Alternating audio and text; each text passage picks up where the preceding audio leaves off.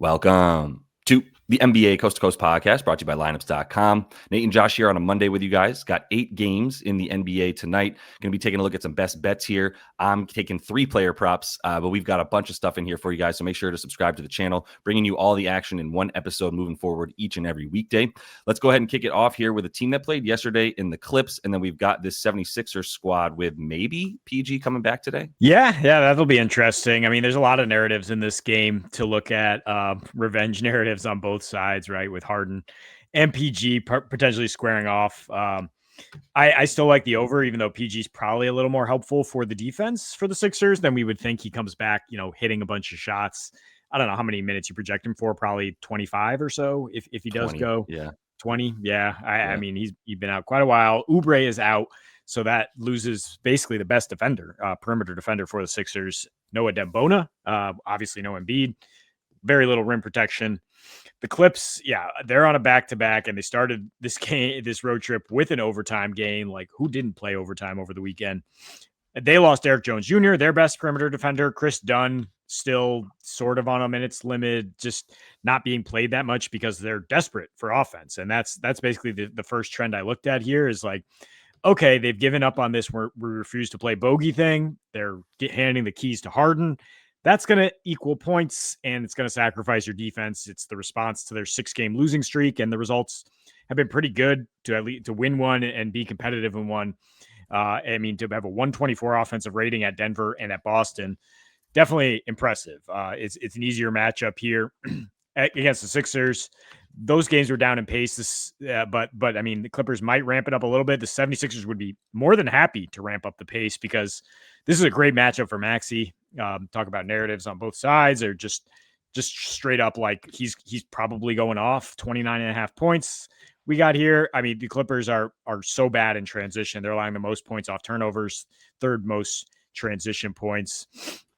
And when we get into the half court, I think Harden is going to roast this team as he did, with the extra motivation of revenge. Last time he traveled to Philly, it was 23 points in just 27 minutes. Clippers won by 26. They scored 125 though, and this is a different situation where their defense is just bad. And the Sixers are actually the worst defense against the pick and roll this year, giving up the most points to the pick and roll ball handler. So that's when I talk about narratives, really parlay options. If you want to go with Harden and Maxey to get theirs, I like Bogey to get his. Kawhi returning out of left field could throw a wrench in this as far as that, but I'm not too worried about Paul George playing. Yeah, I wouldn't be either. Big numbers from the Clippers yesterday. When Derrick Jones Jr. went out, then that's when Jaylen Brown kept scoring more points, and there's a direct correlation there. So that's going to be the case on the other side. Quentin Grimes going to be out there as well, keeping that pace moving. Always just frenetic. That dude just looks frenetic, even probably when he's just like standing still. Love that in a basketball player though. So I think this is going to be good for some pace, and the guys that you'll have out there for the Clippers are going to be a lot more offensive oriented and less defensive oriented. So let me go to this Pistons and Pacers. Easy for me to say. 10.5 now. Cade's still questionable, and I don't care is really what it comes down to. We're not even talking about the backups for the Pacers, really. I do think, I believe somebody that was sounded interesting coming back for the Pacers was on the potential docket Benny here. Matz. Benny Matz is probably going to play. Matz, thank you. Yeah. Benny Matz potentially coming back. I think like they're probably a little bit correlated. I feel like Cade might just be like, well, let's see if Bennett Mathurin plays, and we just have one really solid offensive weapon on the wing for the Pacers at that point, in which case maybe Cade plays. But it does feel like Cade's just sort of being kept out as they play teams that they're not worried about him playing against, essentially. It hasn't mattered, man. Like they just beat the Pistons, the Sixers by 9. They beat the Bulls by 11. Obviously they handled the Wizards, which was an interesting game that they had to come back from, only because they played a tough one against Philly the day before and won that one. I mean, this win streak is pretty legit. They've got some bad teams on this win streak that they beat. I'll say that.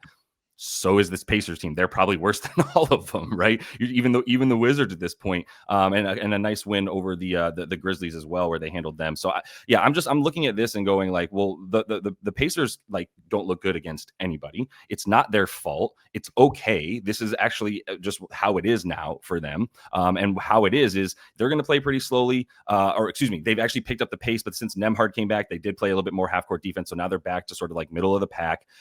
There's just nothing that they do well. well. It's bottom 5 for like rebounding, limiting assists, everything, right? They don't really have true rebounders in there. Jalen Duren double is just going to be something that happens in this game. He's definitely able to stay on the court a lot more this year, and he's going to be a huge advantage. And then Beef Stew coming off the bench is going to be just as big of an advantage. They have the 2 best centers in the game, right? Osar might be coming back as well. Like this is a game that they're going to handle. They're at home. There's no reason for them to win this by less than 15 points. Yeah, Pistons have been a wagon lately. I mean, Benny Mathurin coming back, I would count on his usage. I've just been clicking around here on the parlay machine, and Benny to score 15 points and Pistons on the money line is even money. So I mean, yeah, if him to score 10, Duren to get 10 rebounds, as you said, Duren should be dominating the boards. That's now plus money. So there's ways to play this to get the Pistons down a little bit if you think, it might be right around that 10-point mark. Pacers are desperate at this point, right? They need to compete just to salvage some pride. But I don't know if the Hornets are going to compete. And the Raptors are a wagon right now, so I think this is the best look on the spread for me. This rough Monday slate, where, like I said, everybody's pretty much on a back-to-back. Normal rest for both these teams, though. Charlotte on the road, man. 1 road win this year, and that was at Washington. A road loss at the Pelicans. They are now 44% ATS on the road since the start of last season, losing by an average of 12 points per game. They played an OT loss on Friday. After flying home to play OKC, now they fly to Toronto, so the travel is in disadvantage. And Toronto's cooking, man. Seven of their last 8. Their only loss was a road back-to-back. They still went 4-1 on that road trip with the number 1 assist to turnover ratio in the NBA in these last 5, number 8 net rating, really good assist rate in this 8-game span, which is indicative that they're actually figuring out how to play together, right? I mean, we all always talked about, like, well, how do these guys fit, man? Well, they're figuring it out, and Coach Darko's getting it done. And Charlotte allows the second most assists per game. They are the worst 3-point defense on the road. They are just not going to be offering much resistance. So it's like, can they score with these boys? I mean, LaMelo is one thing. He's usually not as productive on the road, but Concanipple is just so important to this team. And there could be a thesis forming where, like, he's going to struggle against super athletic teams. You look at his bad offensive outputs this year: OKC, Orlando, Minnesota. Bingo. The thesis is correct. And now we get Toronto with these massive wings. So I don't think he's going to have a great game. And then Toronto's just going to keep doing what they're doing on offense. Yeah, I definitely stayed away from Khan today for that exact reason. And there's definitely a correlation there. And this defense is what you would think it would be. It's where it's good is right. It's everywhere limiting wings. It's just all wing defenders, so it makes sense. So yeah, I think the up top stuff's not going to necessarily be there for Charlotte. I don't know if LaMelo's still on a minutes restriction. They're probably once again a bit better off as a team without him, but we'll save that for a different discussion.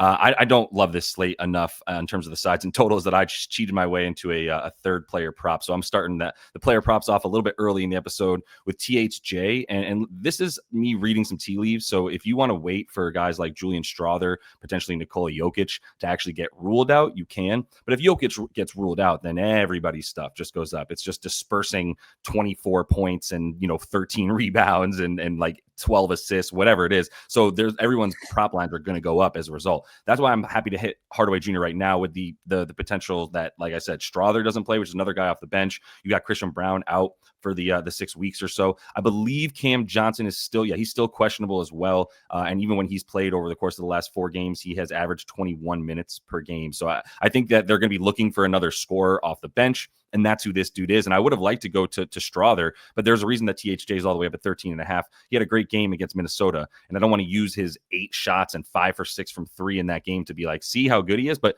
like, this is an even easier opponent in the Bulls right here, coming off of against a team that is not nearly as good against a spot up. They are 5th worst in transition in the last 6 games. And they are also willing to just sort of give it up to anybody who's coming off a screen, right? Off screen, handoffs, all that type of stuff, because you have just, who do you have? You've got either Vooch or potentially Sticks and Jalen Smith, who is a great rebounder, aggressive dude, not a guy that I'm like, yeah, he's going to hedge well off that screen and really play it well when you've got Joval potentially, even if it's Joval that's running the sort of point forward stuff at times for the Nuggets, great with that, which is another reason we love Joval on this squad. So I think the 15 plus for plus money is just a way to say, like, this is going to be 15.5 if Joker is out. That's one. And then the fact that there's other guys that I think also potentially giving us a bump, like Cam Johnson, whatever. This is the firepower off the bench that they're going to need.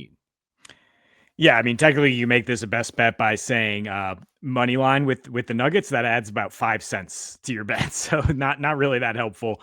But yeah, I do think they handle business either way. Chicago just played an overtime game that had 297 points right on Yeah. Sunday, so obviously this is a good spot for overs. They're also the worst team guarding the rim, so it makes sense that you're saying I'm not counting on THJ hitting 5 of 6 threes. I think he can score in a few different ways here and that Nuggets offense is just a machine at home. So yeah, the Bulls offer a little resistance in that regard. Look, Bogey, yeah, I mean, as long as Kawhi Leonard doesn't return, again, you never have any real intel about Kawhi until the last minute. So if that makes you nervous, I mean, he's not on the injury. Yeah, you just can't get information about when Kawhi might return. It's a chance he plays for the first time in 2 weeks, though. He's day to day. That would throw a big wrench in this. Otherwise, I think it is very solid. I mean, he is the second playmaker behind James Harden out of necessity for this Clips team right now. Like I said, they've sacrificed the defense to play him more, and he's actually been good. Like yeah, we said like we don't know nearly as much as Ty Lue and Jeff Van Gundy. We're not going to question them, but I mean, again, like plus 45 over his last four, and he can't get on the floor at all. Before that, I mean, I guess Bradley Beal was technically active, and they were like, we're going to play Beal over him. We're going to like try to see what we can get out of Beal, but Bogey, who is also a young guy, that is key here on the back-to-back on a team of old guys that played yesterday in Boston, right? And Atlanta used him a lot more on the back-to-backs last year. He averaged 14 a game. Usage went up to 22%, played 29 minutes per game.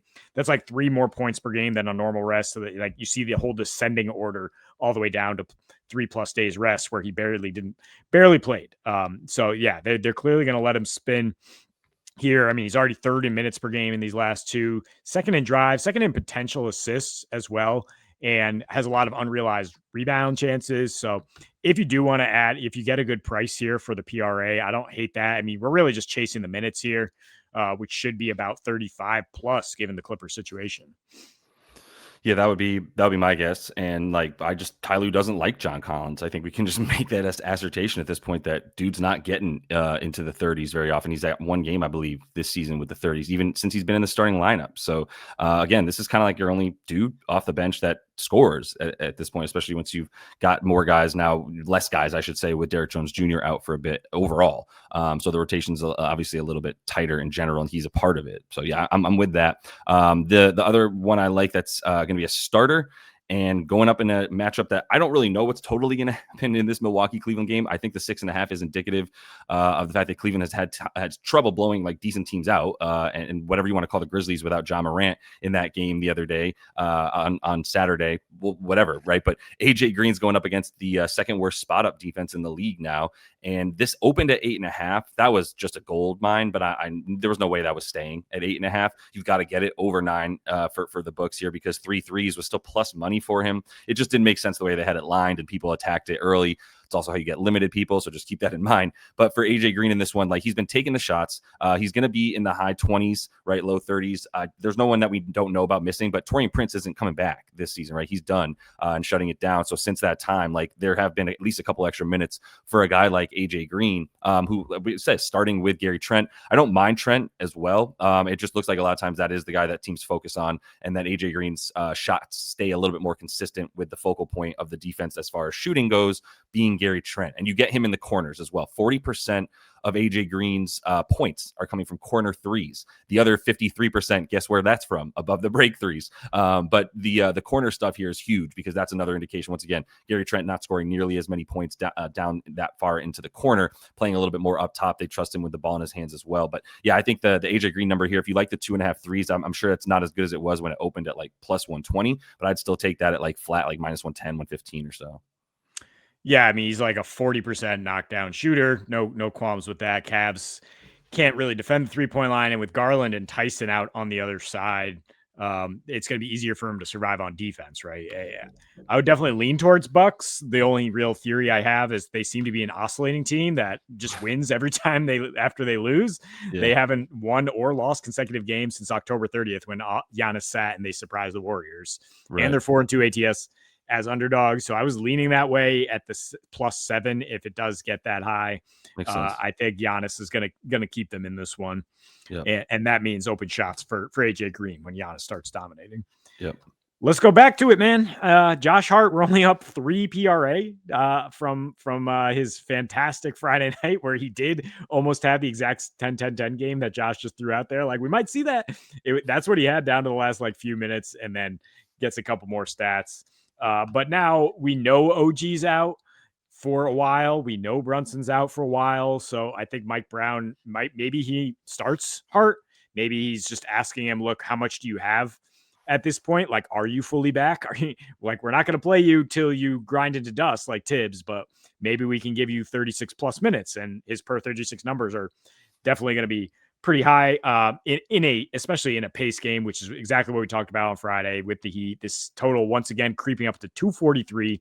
He's got 2 days of rest to prepare, to rest up and get ready for this. And yeah, we talked about the assists are higher per game without Jalen Brunson. He had 83 passes in that game against the Heat, team high by far. He also had the best rebound rate on his 16 rebound chances to get that tripped up. And then you look at the last 6 without OG. I mean, you can count it as 7, including this one, since OG played 5 minutes, but 22 points per game, 9 rebounds, 5.5 assists. And that's on lower usage than he has just with Jalen Brunson out. So it's going to be a situation where, I mean, everybody might look at Cat as like the guy to step up and fill the void here. He's going to see a lot of bodies. Like the Heat are going to be looking at Cat. They're going to be looking at Mikal Bridges a little bit as guys that could hurt them. But nobody game plans for Josh Hart, right? It's not like we got to stop Josh Hart. It's just like, this is a pace game. He's going to get up and down. He's going to get stats. We talked about how the Heat have the worst rebounding rate in the league without Bam Adebayo. And they allow the highest assist to field goal ratio and the most 3-point attempts on the season. So it's just a great spot to go right back to it, and even consider the double-double or triple-double numbers, which are quite juicy. They're still worth it. I love the assists, maybe more than anything with the value to the point you're making. The potential's there, the volume, and the amount that the ball's in his hand, and there's not many other guys looking to shoot or to pass rather on the Knicks now. Not that there really ever were, for being honest. But like, if you look at a guy that's like, there's no Isaiah Colliers coming out there, right? There's no Trey Joneses on this team. There's no backup. Like Landry Shamet passes on his drives less than Jordan Clarkson. That's a thing. Jordan Clarkson's actually at like a 33% pass percentage on his drives. Cat is at a whopping 12.5% pass percentage on his drives this season.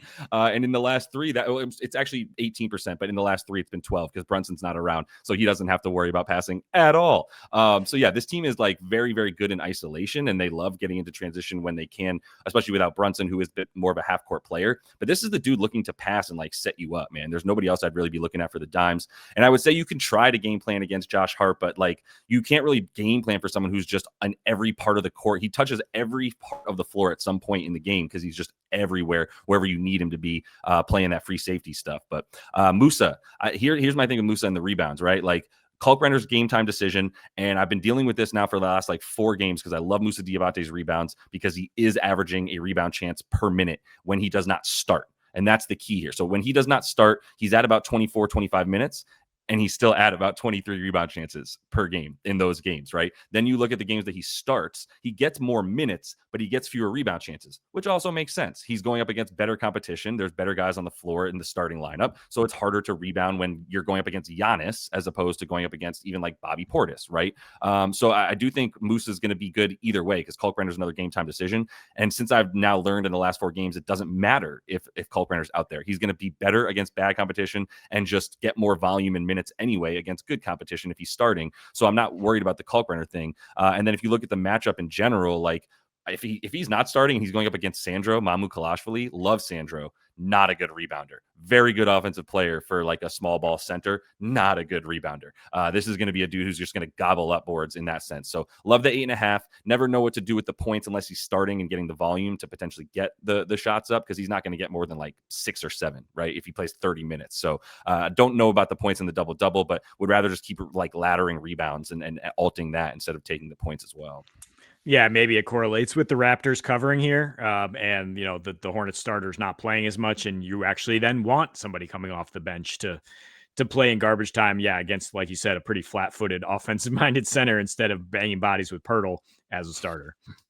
Yeah, absolutely. So that is all the time we have for you guys in this one. Definitely make sure to subscribe to the channel. We're coming back each and every weekday with this episode filled with both the player props and the best bets on some sides and totals. So until we see you next, happy betting.